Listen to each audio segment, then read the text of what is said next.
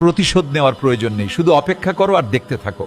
তোমাকে যে ঠকিয়েছে, তোমাকে যে কষ্ট দিয়েছে, তোমার সাথে যে বিশ্বাসঘাতকতা করেছে, তোমাকে যে তিল তিল করে ধ্বংস করে দিয়েছে, তোমাকে যে পথে বসিয়ে দিয়েছে, তোমার চোখের পানি যে ঝরিয়েছে, তোমার রাতের বেলার বালিশ ভিজানোর কারণ যে হয়েছে, তাকে তোমার বদদোয়া দিতে হবে না, অভিশাপও দিতে হবে না, তার ধ্বংসও চাইতে হবে না। তুমি অপেক্ষা করো আর দেখো তোমার সামনেই সে ধ্বংস হবে। তুমি তো কান্না করেছো গোপনে, আর সে মানুষের সামনে কান্না করতে করতে নিজেকে শেষ করে দেবে, তারপরও মাসুল দিতে পারবে না অপরাধের। কাউকে কষ্ট দিয়ে, কাউকে ঠকিয়ে কেউ কোনোদিন ভালো থাকতে পারেনি, কোনোদিন ভালো থাকতে পারবেও না। আপনি যদি চান আল্লাহ আপনার সব দোয়া কবুল করুক, আপনি দুরূদ শরীফ পড়বেন।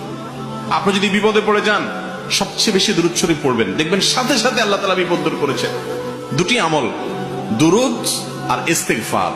নবী করিম সাল্লাল্লাহু আলাইহি ওয়াসাল্লামের হাদিস থেকে স্পষ্ট বোঝা যায়, দুরূদ এবং ইস্তিগফার এই দুটো আমল কোন বিপদগ্রস্ত মানুষ যদি করতে থাকে, আল্লাহ রাব্বুল আলামিন তার জন্য এমন পথ বের করে দেন, সে কল্পনা করতে পারে না বিপদ দূর করার।